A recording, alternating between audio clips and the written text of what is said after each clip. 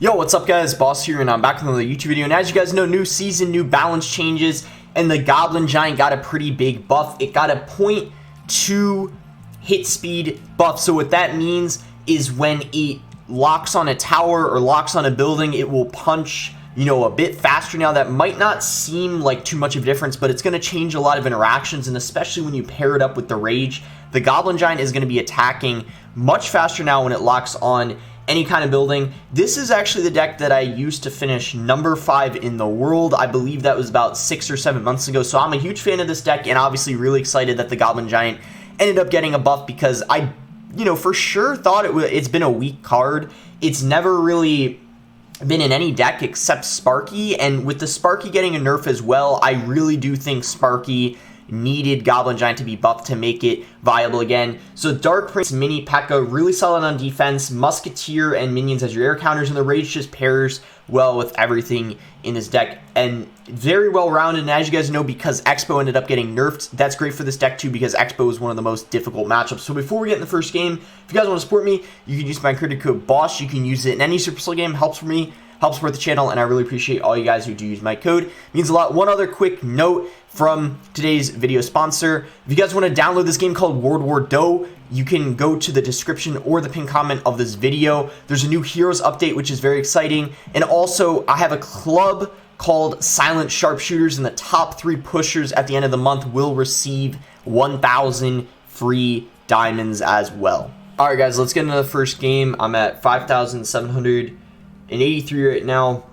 Didn't play any ladder games yet because the season just started. One other quick thing to note is the balance changes actually aren't live yet as of recording this. They usually are live on Tuesday, which is why I wanted to record and upload this on Tuesday, but it turns out they're waiting until Wednesday for some reason to implement the balance changes. So the Goblin Giant hasn't ended up receiving its buff yet, the hit speed buff, but this will kind of prove to you guys that even before the buff, you can have success with it, and then it'll be even easier to use after the buff it receives. So usually I don't like making the first play unless I have Zap and Cycle, or if I have Mini P.E.K.K.A as well as the Sparky. It's fine to play Mini P.E.K.K.A at the bridge or Sparky in the back, because then it's hard for them to punish you. But in a starting hand like this, I don't usually make the first play. I mean, I could maybe cycle Dark Prince in the back. It would probably be pretty safe, and it applies a little bit of pressure. And I think it works out because we do have Sparky as our next card, but you don't want to be too aggressive. Definitely no Sparky first play if your starting hand isn't good. No, Goblin Giant in the back, anything like that. Musketeer first play isn't a good idea either, because if they just go lava opposite lane, you're not going to have anything. In this case, though, I'm going to go for... Oh, wow, interesting arrows. So his arrows are out of cycle, which means we can go for minions and see what he wants to do here. Okay, he's going to go for barbarians. We're just going to let this die. I didn't want to go for a Rage and a Zap just because I didn't really know what his deck is, and I don't want to be too aggressive. He might have, if I'm being honest, he might have some kind of lava deck or balloon deck, because I don't know what else this could possibly be. I'm going to go for a Dark Prince because he used a lot of his air counters.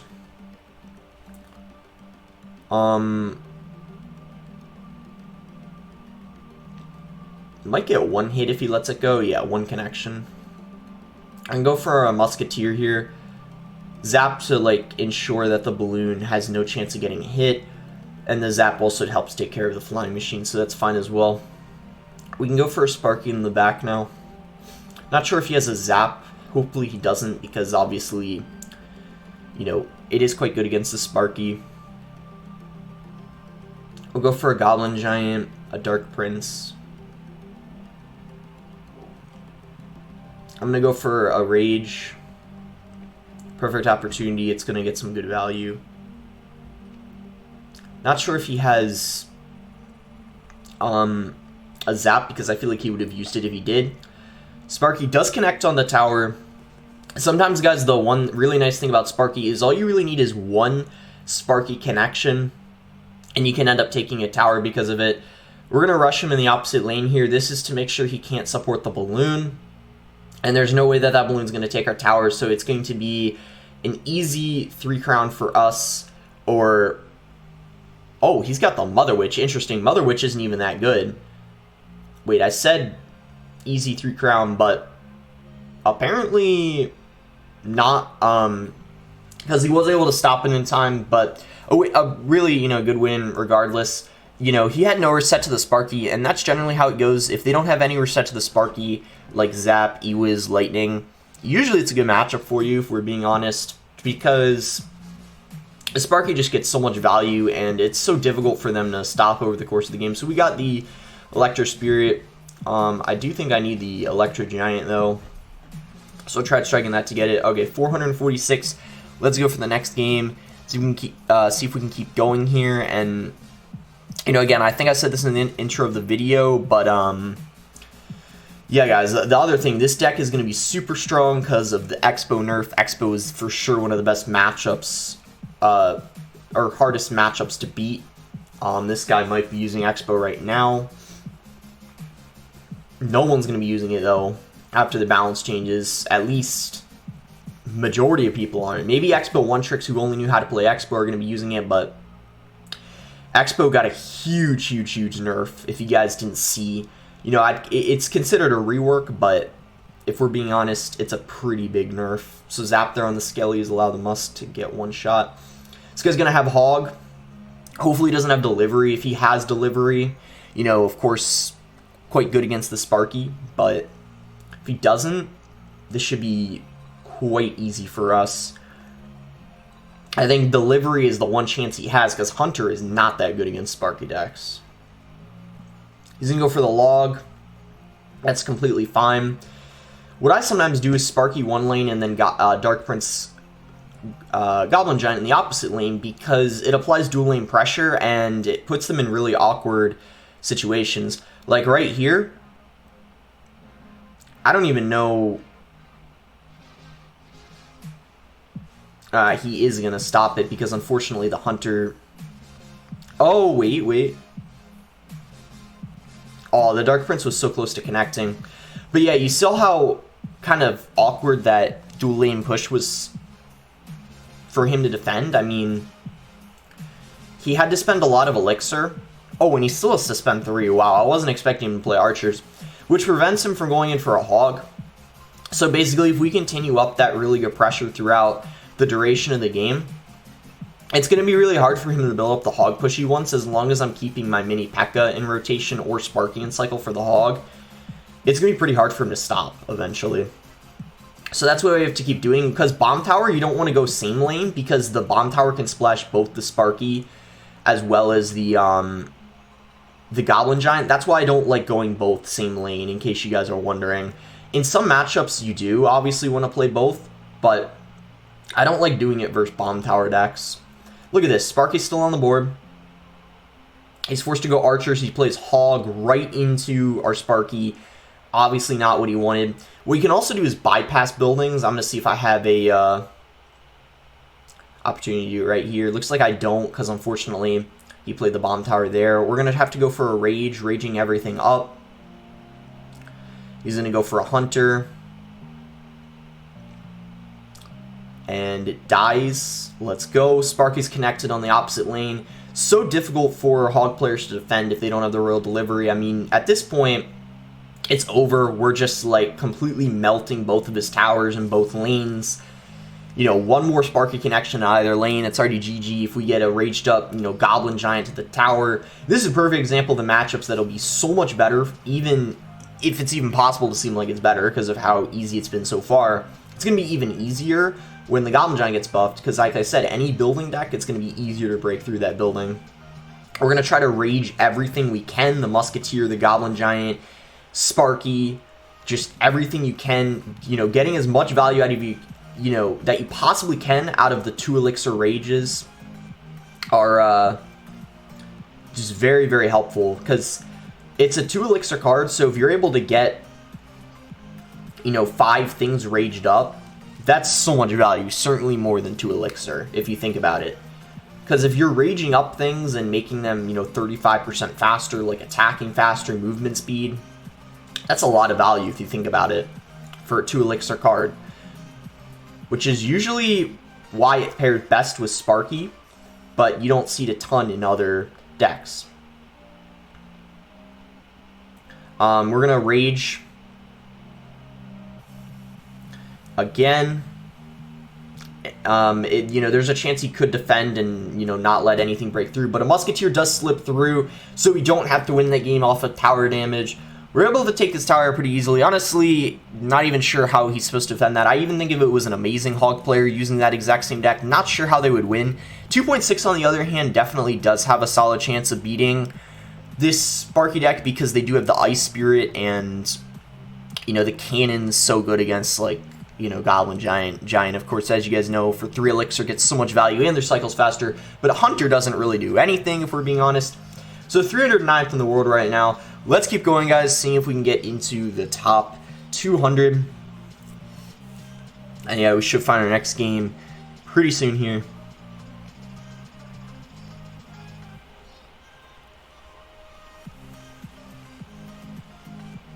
But yeah, with Expo nerfed, and if no one's using it, worst matchup's going to be Log Bait at that point, probably.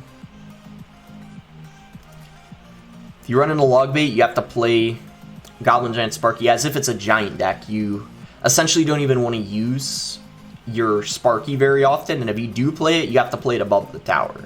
Because if you're playing it behind, you're just asking for your opponent to rocket it, obviously.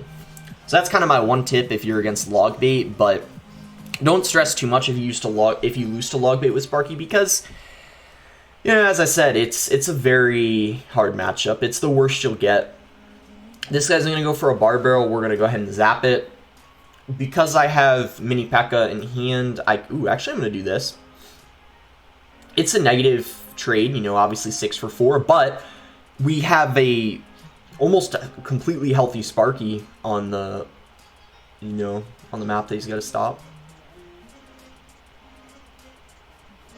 I'm going to go Mini P.E.K.K.A. in the back because it's looking like he's either got Mortar Graveyard or Mortar Bait, which the Mini P.E.K.K.A. is going to be completely useless in this matchup.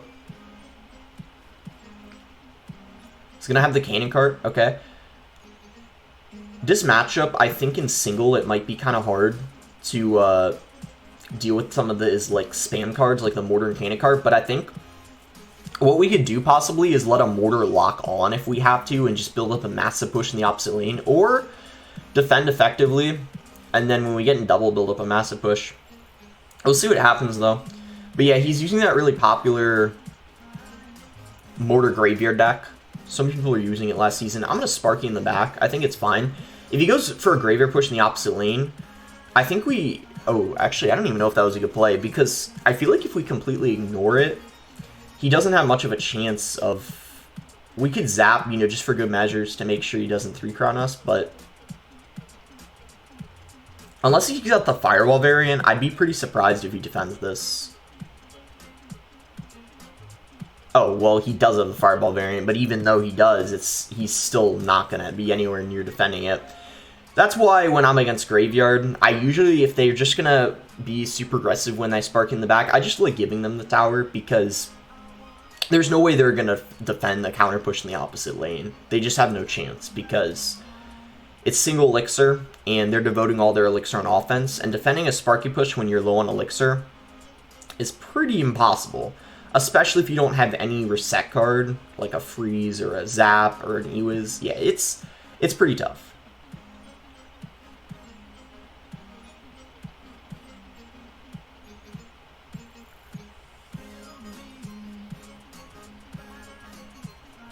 Alright, that's going to be defended really easily for him. The Cannon Cart got way more value than I was hoping. We'll just set up for another Sparky push in the back and try to build up a good push. Maybe get some dual lane pressure in as well. Because if we don't clump everything together, it's going to be really hard for him to defend. But if we're playing everything together, he could get some good... Like, if he utilizes his Fireball really well, he could, of course, hit everything with those Fireballs, which gives him a lot of value. We're going to Rage this. He's going to get a good value Fireball once again, but at least he doesn't hit the Sparky this time. I'm going to go for another Dark Prince here.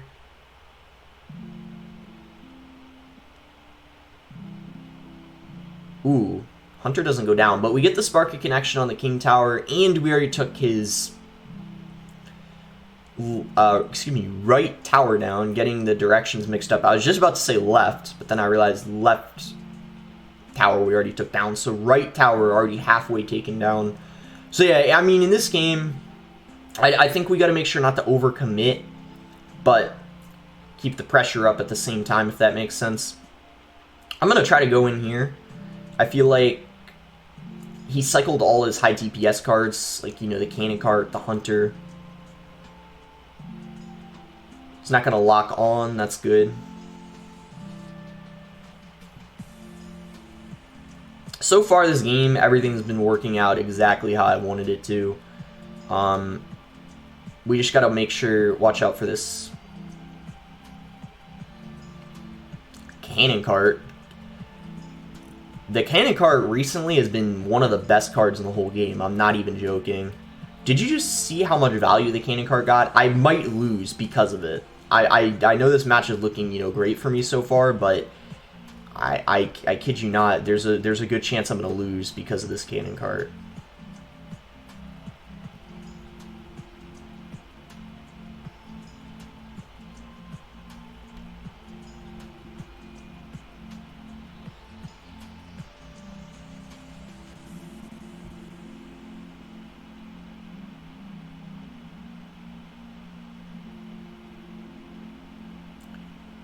Three HP. Well, like I said, I told you I was probably going to lose because of the Cannon Cart. I think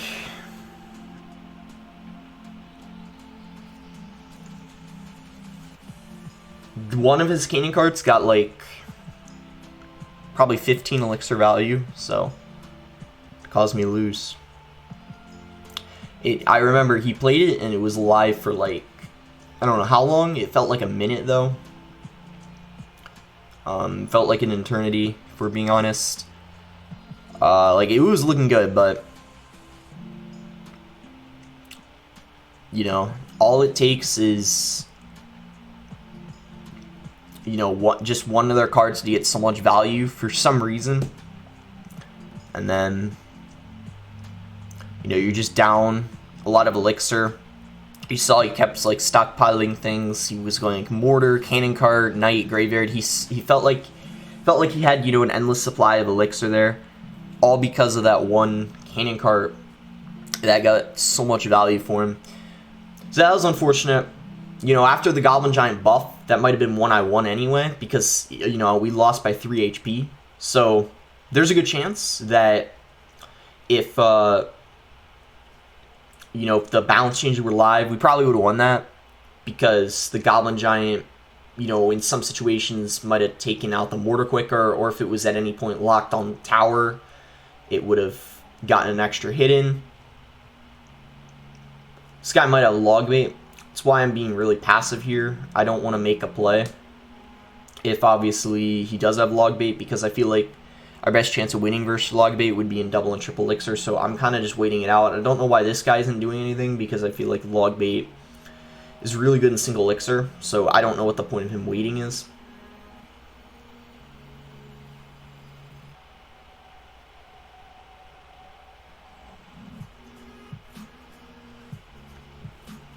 We could try to bait out rockets with our musketeers, so then if he falls for it and goes for a rocket, our Sparky will end up getting a lot of Goblin Giant in the back is a good play when you versus log bait.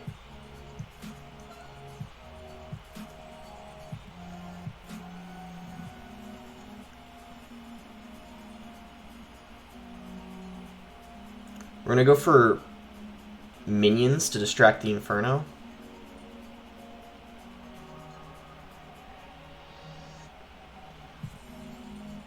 Ooh, the princess got taken out by the Goblin Giant. Okay, so we're winning. I mean, that's a really good sign. Because as I said, log bait is really difficult. The matchup, it's one of the worst you can possibly get. We got to continue going for Goblin Giants in the back. What's really good is he's not supporting his Goblin Barrels. That's helping us out, making things easier for us to defend. Go Dark Prince here. I might go for Mini P.E.K.K.A. We'll zap there. Try to go for a Rage.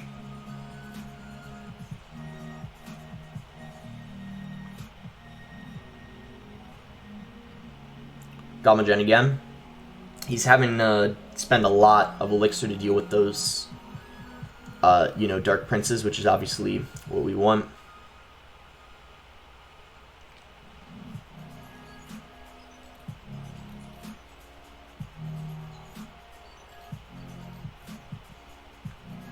Ooh, the Inferno's getting melted. Wait.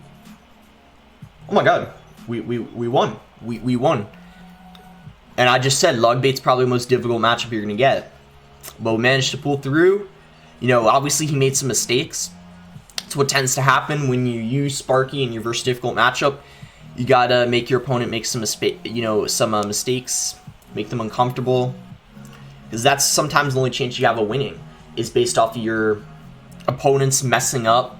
And you can capitalize off of their mistakes and, you know, sometimes win games that I feel like you shouldn't, because the Logbait, it's tough. You know, obviously not impossible,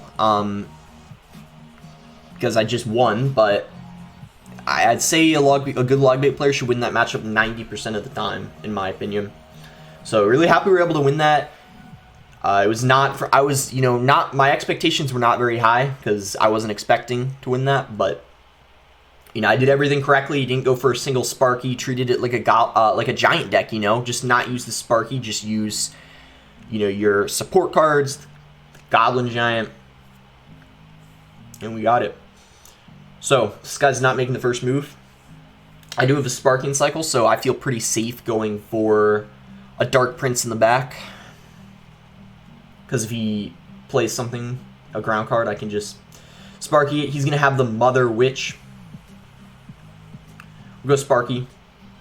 It's not going to do anything to the Dark Prince. He might play another ground card as well. Ooh, he's going to have Royal Hogs. Okay. I'm just going to let that be. I might go for a Goblin Giant in front of the minions to have dual lane pressure, because I wouldn't have had the time to get it off in front of the Sparky, I don't think. Ooh, he's going to have Recruits. Okay. Recruits are pretty good, I would say, against Sparky, but he didn't have any elixir to play anything else, so didn't seem like they were very good in that situation, not gonna lie. But Dark Prince just to clean these up. After the Zappy buff, low-key, 2 Zappies are kind of scary. I'd rather not let them lock on my tower if I have any way of preventing it. Musk, 4-for-4 trade, and the Musketeer should be at roughly half health. Give us a little bit of counter push. I'm going to Sparky. He's going to go for the Mother Witch again. Again, card's pretty weak. I believe it needs a buff. And we could actually bypass that, that Barb Hut. I'm going to try to do that right now. Go for a Goblin Giant, and the Sparky kind of shoves it the opposite way. I love doing that every opportunity I get.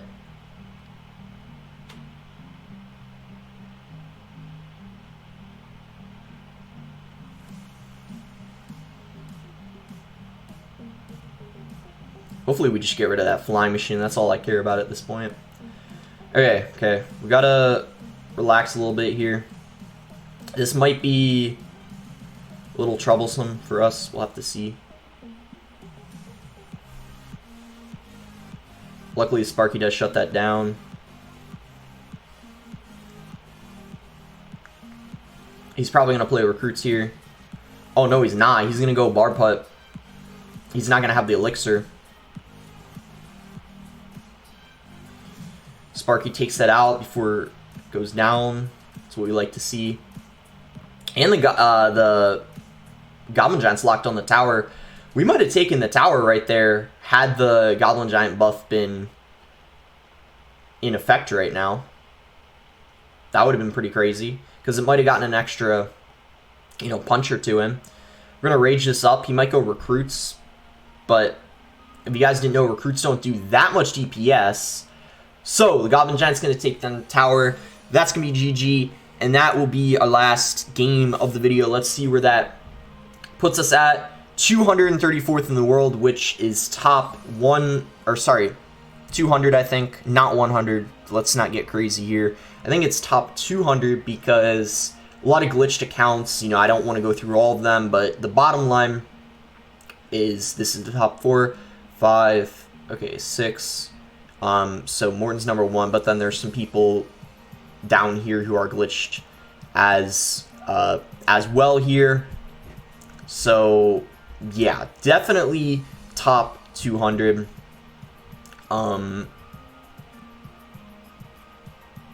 So yeah, I'm gonna just say consider it top 200. Make sure to like the video if you guys enjoyed it. Subscribe if you're not subscribed already. Let me know what decks you guys want me to test out next after the recent balances. I'm also down to try out the Mother Witch. I have to do the Mother Witch challenge, but I'm going to try to find a good deck with the Mother Witch for you guys to show you some gameplay with it and give, you know, my thoughts on it further. I already said I don't think it's that good, but might fit in 1 or 2 decks. It's great in Fireball Bait, but that might be about it. That's going to be it for the video. Thanks again. Until next time, guys.